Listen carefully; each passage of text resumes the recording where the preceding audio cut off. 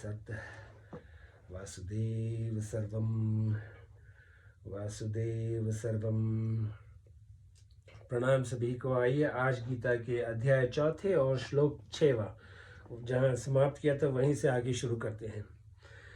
भगवान की भक्ति रूप शक्ति के 2 रूप हैं, विरह और मिलन। भगवान विरह भी भेजते हैं और मिलन भी। संतों की वाणी में आया है, दरिया हरि कृपा करी विरह दिया पठाए, अर्थात भगवान ने कृपा करके मेरे लिए विरह भेज दिया। जब भगवान विरह भेजते हैं तब भक्त भगवान के बिना व्याकुल हो जाता है। व्याकुलता की अग्नि में संसार की आसक्ति जल जाती है और भगवान प्रकट हो जाते हैं। ज्ञान मार्ग में भगवान की शक्ति पहले उत्कट जिज्ञासा के रूप में आती है, जिससे तत्व को जाने बिना साधक से रहा नहीं जाता, और फिर ब्रह्मा विज्ञा रूप से जीव के अज्ञान का नाश करके उसके वास्तविक स्वरूप को प्रकाशित कर देती है। परंतु भगवान की वह दिव्य शक्ति जिसे भगवान विरह रूप से भेजते हैं, उससे भी बहुत विलक्षण है। भगवान कहाँ है, क्या करूं, कहाँ जाऊं, इस प्रकार भक्त व्याकुल हो जाता है तो यह व्याकुलता सब पापों का नाश करके भगवान को साकार रूप से प्रकट कर देती है। व्याकुलता से जितना जल्दी काम बनता है उतना विवेक विचार पूर्वक किए बिना साधन से नहीं। विशेष बात, भगवान अपनी प्रकृति के द्वारा अवतार लेते हैं और तरह तरह की अलौकिक लीलाएं करते हैं। जैसे अग्नि स्वयं कुछ नहीं करती, उसकी प्रकाशिका शक्ति प्रकाश कर देती है, दाहिका शक्ति जला देती है। ऐसे ही भगवान स्वयं कुछ नहीं करते, उनकी दिव्य शक्ति ही सब काम कर देती है। शास्त्रों में आता है कि सीता जी कहती हैं, रावण को मारना आदि सब काम मैंने किया है, राम जी ने कुछ नहीं किया। जैसे मनुष्य और उसकी शक्ति ताकत है, जैसे मनुष्य और उसकी शक्ति ताकत है, ऐसे ही भगवान और उनकी शक्ति है। उस शक्ति को भगवान से अलग भी नहीं कह सकते और एक भी नहीं कह सकते। मनुष्य में जो शक्ति है उसे वह अपने से अलग करके नहीं दिखा सकता, इसीलिए वह उससे अलग नहीं है। मनुष्य रहता है पर उसकी शक्ति घटती बढ़ती रहती है, इसीलिए वह मनुष्य से एक भी नहीं है। यदि उसकी मनुष्य से एकता होती तो उसके स्वरूप के साथ बराबर रहती, घटती बढ़ती नहीं। अतः भगवान और उनकी शक्ति को भिन्न अथवा अभिन्न कुछ भी नहीं कह सकते। दार्शनिकों ने भिन्न भी नहीं कहा और अभिन्न भी नहीं कहा। वह शक्ति अनिर्वचनीय है। भगवान श्री कृष्ण के उपासक उस शक्ति को श्री जी, राधा जी के नाम से कहते हैं। जैसे पुरुष और स्त्री 2 होते हैं, ऐसे श्री कृष्ण और श्री जी 2 नहीं हैं। ज्ञान में तो द्वैत का अद्वैत होता है, अर्थात 2 होकर भी एक हो जाता है, और भक्ति में अद्वैत का द्वैत होता है, अर्थात एक होकर भी 2 हो जाता है। जीव और ब्रह्मा एक हो जाए तो ज्ञान होता है, और एक ही ब्रह्मा 2 रूप हो जाए तो भक्ति होती है। एक ही अद्वैत तत्व प्रेम की लीला करने के लिए, प्रेम का आस्वादन करने के लिए, संपूर्ण जीवों को प्रेम का आनंद देने के लिए श्री कृष्ण और श्री जी इन 2 रूपों से प्रकट होता है। ये राधा यश्च कृष्णो रसाब्धिर्देह श्वैचक क्रीडनाथ द्विद्भुत। श्री राधा तापनियोपनिषद। ये जो राधा और ये जो कृष्ण रस के सागर हैं, वे एक ही हैं, पर लीला के लिए 2 रूप बने हुए हैं।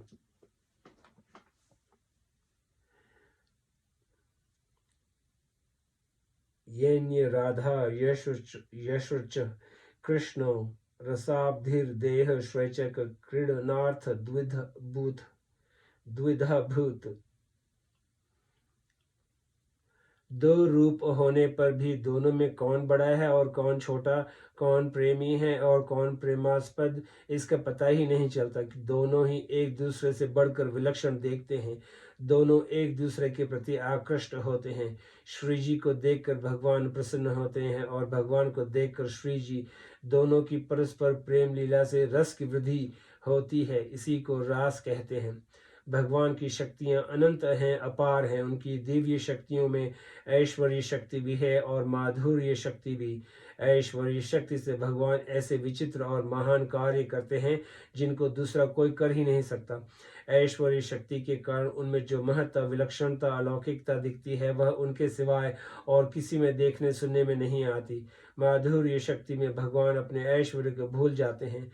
भगवान को भी मोहित करने वाली माधुर्य शक्ति में एक मधुरता, मिठास होती है जिसके कारण भगवान बड़े मधुर और प्रिय लगते हैं। जब भगवान ग्वाल बालकों के साथ खेलते हैं तब माधुर्य शक्ति प्रकट रहती है। अगर उस समय ऐश्वर्य शक्ति प्रकट हो जाए तो सारा खेल बिगड़ जाए, ग्वाल बाल डर जाएं और भगवान के साथ खेल भी न सके। ऐसे ही भगवान कहीं मित्र रूप से, कहीं पुत्र रूप से और कहीं पति रूप से प्रकट हो जाते हैं तो उस समय उनकी ऐश्वर्य शक्ति छिपी रहती है और माधुर्य शक्ति प्रकट रहती है। तात्पर्य है कि भगवान भक्तों के भावों के अनुसार उनको आनंद देने के लिए अपनी ऐश्वर्य शक्ति को छिपाकर माधुर्य शक्ति प्रकट कर देते हैं। जिस समय माधुर्य शक्ति प्रकट रहती है उस समय ऐश्वर्य शक्ति प्रकट नहीं होती, और जिस समय ऐश्वर्य शक्ति प्रकट रहती है उस समय माधुर्य शक्ति प्रकट नहीं होती। ऐश्वर्य शक्ति केवल तभी प्रकट होती है जब माधुर्य भाव में कोई शंका पैदा हो जाए।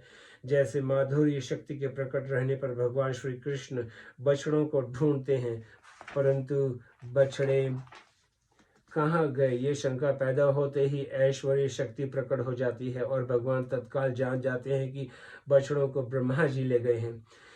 भगवान में एक सौंदर्य शक्ति भी है जिसे हर एक प्राणी उनमें आकृष्ट हो जाता है। भगवान श्री कृष्ण के सौंदर्य को देखकर मथुरा पूर्वासिनी स्त्रियां आपस में कहती हैं, गोप्यस्तप किमचरण यदमुष्य रूप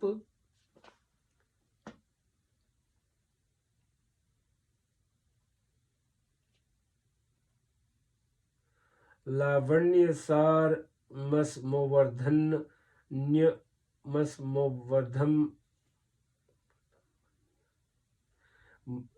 लावण्य सार मस्मोवर्धमन्य सिद्धम दुर्गिभ पिब्यंत नु स्वाभिनन्व दुराप मेकांत धाम यशस्य श्रिय ऐश्वर्यस्य श्रीमद्भा।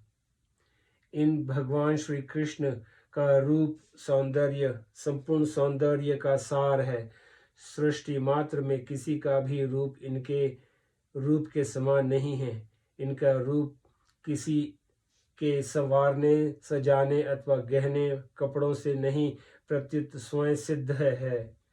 इस रूप को देखते देखते तृप्ति भी नहीं होती, क्योंकि यह नित्य नवीन ही रहता है। समग्र यश, सौंदर्य और ऐश्वर्य इसके रूप के आश्रित है। इस रूप के दर्शन बहुत ही दुर्लभ हैं। गोपियों ने पता नहीं कौन सा तप किया था जो अपने नेत्रों के दोनों से सदा इनकी रूप माधुरी का पान किया करती हैं। शुकदेव जी कहते हैं, निरक्ष्य तावुत्तमुपरशो जना मंचलिस्थिता नाग राष्ट्र का नृप प्रहर्ष वे लोग काल कलितेषणना पपूर्ण तृप्ता नय नयस्त दाननम पिबंत इव चक्षुर्भ्या लिहंत इव जिह्वाया जिगृहंत इव नासंभ्या शिश्लियंत इव बाहुभी। श्रीमद्भा। परीक्षित, मंचलों पर जितने लोग बैठे थे वे मथुरा के नागरिक और राष्ट्र के जन समुदाय पुरुषोत्तम भगवान श्री कृष्ण और बलराम जी को देखकर इतने प्रसन्न हुए कि उनके नेत्र और मुख कमल खिल उठे, उत्कंठा से भर गए। वे नेत्रों के द्वारा उनकी मुख माधुरी का पान करते करते तृप्त ही नहीं होते थे, मानो वे उन्हें नेत्रों से ही पी रहे हों, जुबान से चाट रहे हों, नासिका से सूंघ रहे हों और भुजाओं से पकड़कर हृदय से सटा रहे हों। भगवान श्री राम के सौंदर्य को देखकर विदेह राजा जनक भी विदेह अर्थात देह की सुध बुध से रहित हो जाते हैं।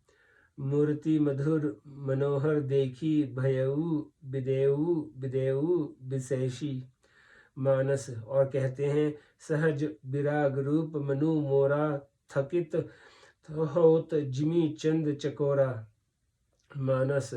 वन में रहने वाले कोल भील भी भगवान के विग्रह को देखकर मुग्ध हो जाते हैं। करही जोहारू भेंट धरी आगे प्रभु ही बिलो कहीं अति अनुरागे।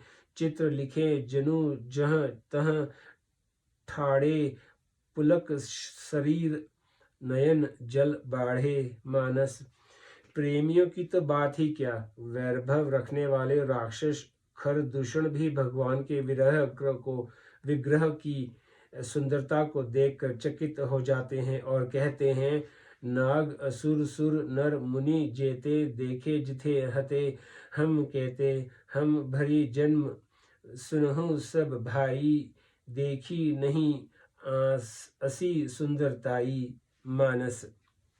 तात्पर्य है कि भगवान के दिव्य सौंदर्य की और प्रेमी विरक्त ज्ञानी मूर्ख वैरी असुर राक्षस तक सब मन आकृष्ट हो जाता है।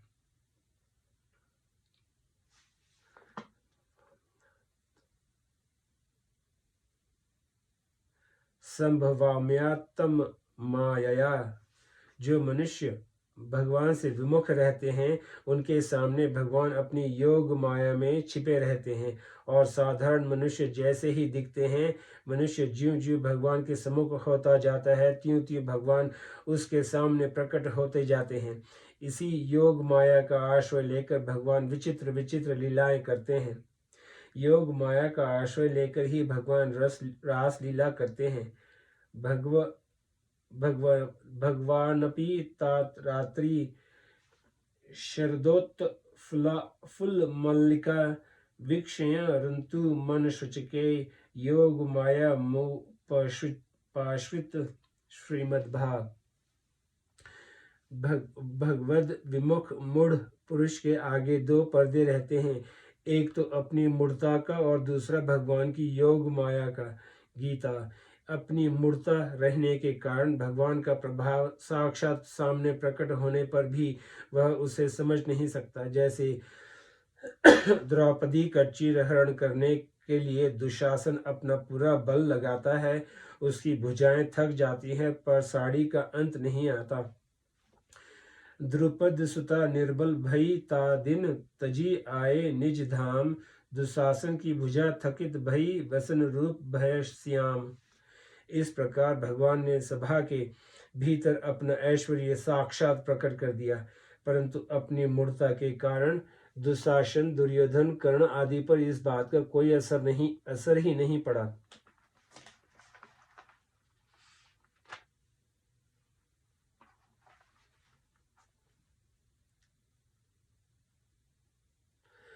कि द्रौपदी के द्वारा भगवान को पुकारने मात्र से कितनी विलक्षणता प्रकट हो गई। एक स्त्री का चिरहरण भी नहीं कर सके तो और क्या कर सकते हैं। इस तरफ उनकी दृष्टि ही नहीं गई। भगवान का प्रभाव सामने देखते हुए भी वे उसे जान नहीं सके। यदि जीव अपनी मूर्ता अज्ञान दूर कर दे तो उसे अपने स्वरूप का अथवा परमात्मा तत्व का बोध तो हो जाता है, पर भगवान के दर्शन नहीं होते। अपने स्वरूप का बोध होने पर भगवान के दर्शन हो जाएं, ऐसा नियम नहीं है, परंतु भगवान के दर्शन होने पर अपने स्वरूप का बोध भी हो जाता है। इसलिए भगवान कहते हैं मम दर्शन फल परम अनुपा, जीव पाव निज सहज स्वरूपा मानस। भगवान के दर्शन तभी होते हैं जब भगवान अपनी योग माया का पर्दा हटा देते हैं। अपना अज्ञान मिटाना तो जीव के हाथ की बात है, पर योग माया को दूर करना उसके हाथ की बात नहीं। वह सर्वथा भगवान के शरण हो जाए तो भगवान अपनी शक्ति से उसका अज्ञान भी मिटा सकते हैं और दर्शन भी दे सकते हैं। भगवान जितनी लीलाएं करते हैं सब योग माया का आश्रय लेकर ही करते हैं। इसी कारण उनकी लीला को देख सकते हैं, उसका अनुभव कर सकते हैं। यदि वे योग माया का आश्रय न लें तो उनकी लीला को कोई देख ही नहीं सकता, उनका आस्वादन कोई कर ही नहीं सकता। अवतार संबंधी विशेष बात। अवतार का अर्थ है नीचे उतरना। सब जगह परिपूर्ण रहने वाले सच्चिदानंदन स्वरूप परमात्मा अपने अनन्य भक्तों की इच्छा पूरी करने के लिए अत्याधिक कृपा से एक स्थान विशेष में अवतार लेते हैं और छोटे बन जाते हैं। दूसरे लोगों का प्रभाव या महत्व तो बड़े बड़े हो जाने से होता है, पर भगवान का प्रभाव या महत्व छोटे हो जाने से होता है। कारण कि अपार असीम अनंत होकर भी भगवान छोटे से बन जाते हैं, यह उनकी विलक्षणता ही है। जैसे भगवान अनंत ब्रह्मांडों को धारण करते हैं, परंतु एक पर्वत को धारण करने से भगवान गिरिधारी नाम से प्रसिद्ध हो गए। अनंत ब्रह्मांड जिनके रोम रोम में स्थित है, रोम रोम प्रति लागे कोटि कोटि ब्रह्मांड मानस। ऐसे परमेश्वर एक पर्वत को उठा लें, यह कोई बड़ी बात नहीं, प्रति छोटी बात है, परंतु छोटी बात में ही भगवान की बड़ी बात होती है। इसी प्रकार अवतार लेने में ही भगवान की विशेषता है। साधारण आदमी जिस स्थिति पर है उसी स्थिति पर आकर भगवान वैसी लीला करते हैं। बिल्कुल भोले भाले साधारण बाल की तरह बनकर लीला करते हैं। ग्वाल बालों से खेलते समय वे दूसरे ग्वाल बाल से हार भी जाते हैं। जो ग्वाल बाल जीत जाता है वह सवार बन जाता है और भगवान घोड़ा बन जाते हैं। यह उनकी विशेष महत्ता है। भगवान के प्रभाव को जानने वाले ज्ञानी महात्मा लोग तो उनके स्वरूप में मस्त रहते हैं, पर भक्तों को उनकी साधारण अज्ञ बालक की तरह भोली भाली लीला बड़ी विचित्र और मीठी लगती है। वहाँ ज्ञानियों का ज्ञान नहीं चलता। ज्ञानियों के शिरोमणि ब्रह्मा जी भी भगवान की लीला को देखकर चकरा गए। बड़े बड़े ऋषि मुनि योगी तपस्वी संत महात्मा भी उनकी लीलाओं के रहस्य को नहीं जान सकते और इस विषय में मुख हो जाते हैं। भगवान ही कृपा करके जिन प्यारे अंतरंग भक्तों को जानना चाहते हैं वे ही उनकी लीला के तत्व को जान पाते हैं। सोई जानाई जेही देहु जनाई मानस। गाय चराते समय ग्वाल बालों से खेलते समय भी भगवान बड़े बड़े प्रभावशाली कार्य कर देते हैं। बड़े बड़े बलवान राक्षसों को भी चुटकियों में ही खत्म कर देते हैं। छोटे से बालक बनने पर भी उनका प्रभाव वैसा का वैसा ही रहता है। जैसे कोई बहुत बड़ा विद्वान किसी बालक को वर्णमाला सिखाता है तो वह बालक का हाथ पकड़कर उसे क ख ग लिखवाता है और मुंह से भी वैसा बोलता है, परंतु इसका अर्थ यह नहीं कि वह विद्वान स्वयं वर्णमाला सीखता है, तो वह तो बालक की स्थिति में आकर उसे सिखाता है जिससे वह सुगमतापूर्वक सीख जाए। ऐसे ही अनंत ब्रह्मांड नायक भगवान हम लोगों के बीच हमारे सामने आते हैं और हमारी ही तरह बनकर हमें शिक्षा देते हैं। उनकी बड़ी अलौकिक विचित्र विचित्र लीलाएं होती हैं जिनका श्रवण पठन गायन करने से लोगों का भी उद्धार हो जाता है। संबंध। अब भगवान आगे के श्लोक में अपने अवतार का अवसर बताते हैं। ये श्लोक 7वां।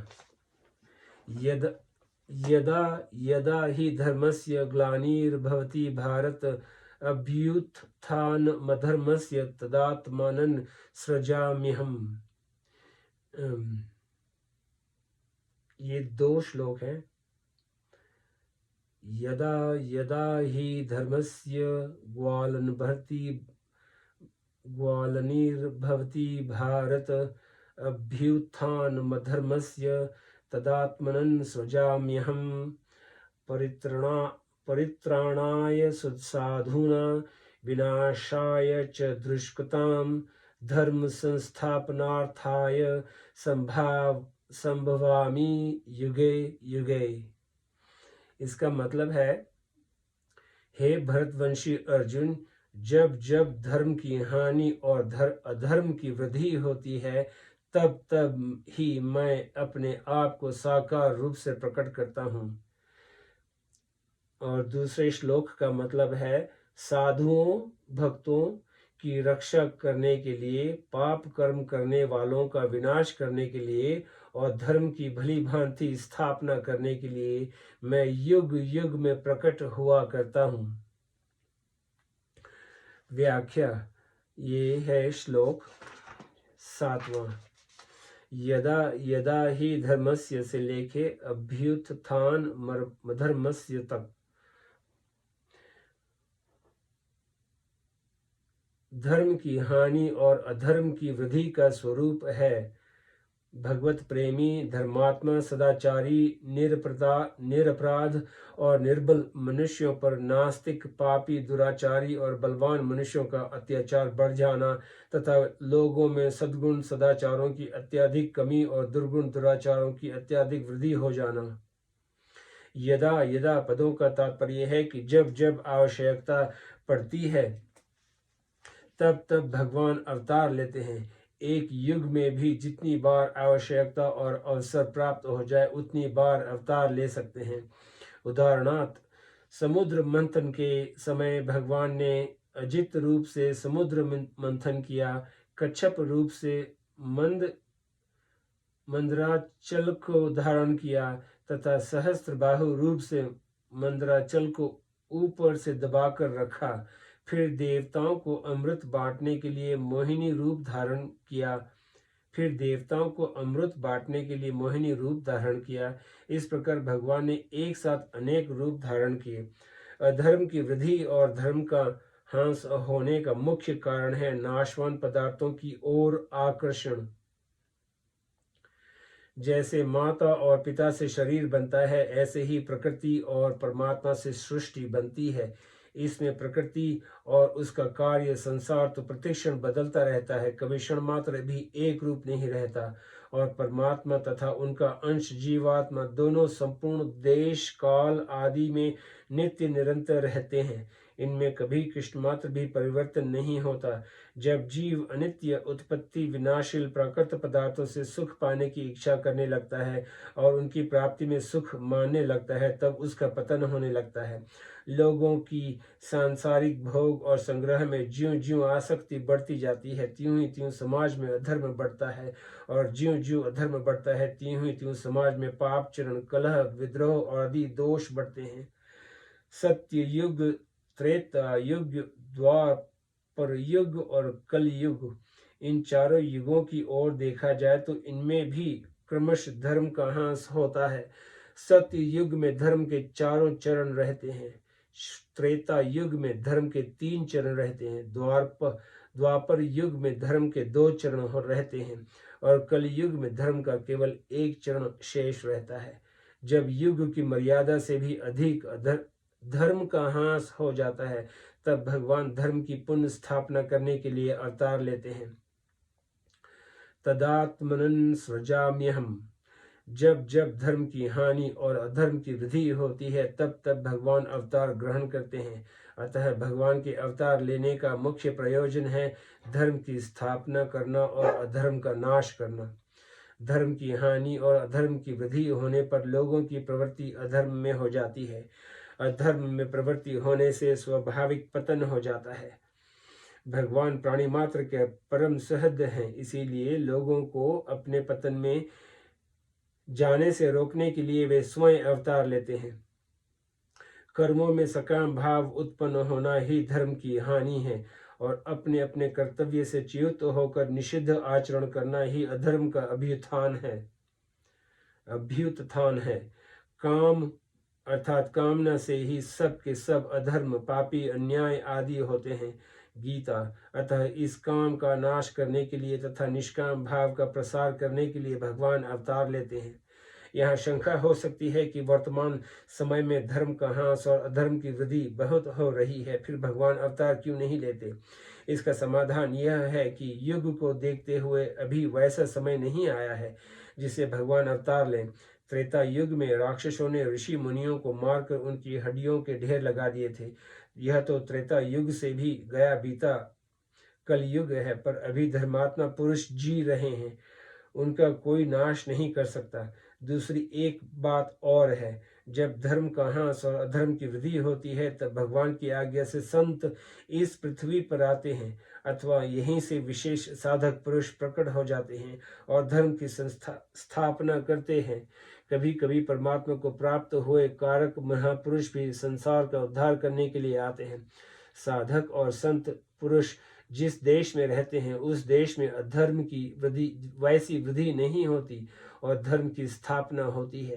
जब साधकों और संत महात्माओं से भी लोग नहीं मानते, प्रत्युत उनका विनाश करना आरंभ कर देते हैं, और जब धर्म का प्रचार करने वाले बहुत कम रहते हैं, तब जिस युग में जैसा धर्म होना चाहिए उसकी अपेक्षा भी बहुत अधिक जैसा क्षमा करना तथा जिस युग में जैसा धर्म होना चाहिए उसकी अपेक्षा भी बहुत अधिक धर्म का ह्रास हो जाता है, तब भगवान स्वयं आते हैं।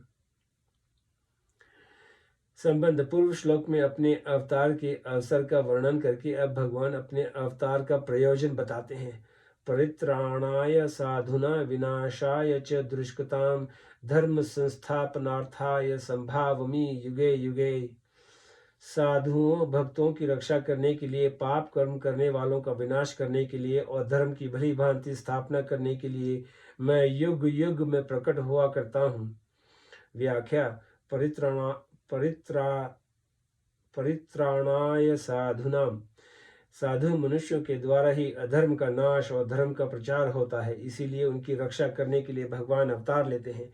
दूसरों का हित करना ही जिनका स्वभाव है और जो भगवान के नाम रूप गुण प्रभाव लीला आदि का श्रद्धा प्रेम पूर्वक स्मरण कीर्तन आदि करते हैं और लोगों में भी इसका प्रचार करते हैं, ऐसे भगवान के आश्रित भक्तों के लिए यह साधु नाम पद आया है।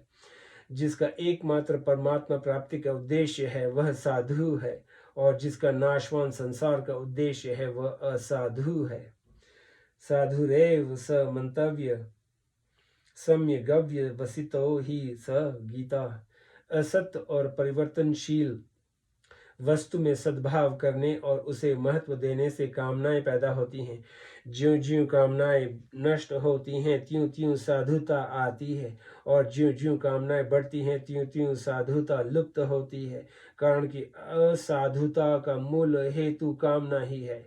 साधुता से अपना उद्धार और लोगों का स्वतः उपकार होता है। साधु पुरुष के भावों और क्रियाओं में पशु पक्षी वृक्ष पर्वत मनुष्य देवता पितर ऋषि मुनि आदि सबका हित भरा रहता है। हेतु रहित जग जुग उपकारी तुम्हार सेवक सुसारी मानस। यदि लोग उसके मन के भावों को जान जाएं तो वे उसके चरणों के दास बन जाएं। इसके विपरीत यदि लोग दुष्ट पुरुष के मन के भावों को जान जाए तो दिन में कई बार लोगों से उसकी पिटाई हो। यह शंका हो सकती है कि यदि भगवान साधु पुरुषों की रक्षा किया करते हैं तो फिर संसार में साधु पुरुष दुख पाते हुए क्यों देखे जाते हैं। इसका समाधान यह है कि साधु पुरुषों की रक्षा का तात्पर्य उनके भावों की रक्षा है, शरीर धन संपत्ति मान बड़ाई आदि की रक्षा नहीं, कारण कि वे इन सांसारिक पदार्थों को महत्व नहीं देते। भगवान भी इन वस्तुओं को महत्व नहीं देते, क्योंकि सांसारिक पदार्थों को महत्व देने से ही असाधुता पैदा होती है। भक्तों में सांसारिक पदार्थों का महत्व उद्देश्य होता ही नहीं, तभी तो वे भक्त हैं। भक्त लोग प्रतिकूलता दुखदायी परिस्थिति में विशेष प्रसन्न होते हैं, क्योंकि प्रतिकूलता से जितना आध्यात्मिक लाभ होता है उतना किसी दूसरे साधन से नहीं होता। वास्तव में भक्ति भी प्रतिकूलता में ही बढ़ती है। सांसारिक राग आसक्ति से ही पतन होता है और प्रतिकूलता से वह राग टूटता है। इसीलिए भगवान का भक्तों के लिए प्रतिकूलता भेजना भी वास्तव में भक्तों की रक्षा करना है। विनाशाय च दुष्कृताम, दुष्ट मनुष्य अधर्म का प्रचार और धर्म का नाश करते हैं, इसीलिए उनका विनाश करने के लिए भगवान अवतार लेते हैं। जो मनुष्य कामना के अत्यधिक बढ़ने के कारण झूठ, कपट, छल, बेईमानी आदि दुर्गुण दुराचारों में लगे हुए हैं, जो निरपराध सद्गुण सदाचारी साधुओं पर अत्याचार किया करते हैं, जो दूसरों का अहित करने में ही लगे रहते हैं, जो प्रवृत्ति और निवृत्ति को नहीं जानते, भगवान और वेद शास्त्रों का विरोध करना ही जिनका स्वभाव हो गया है, ऐसे आसुरी संपत्ति में अधिक रचे पचे रहकर वैसा ही बुरा आचरण करने वाले मनुष्यों के लिए यहाँ दुष्कृताम पद आया है। भगवान अवतार लेकर ऐसे ही दुष्ट मनुष्यों का विनाश करते हैं। चलिए आज यहीं समाप्त करते हैं, फिर कल यहीं से आगे शुरू करेंगे। नमस्ते।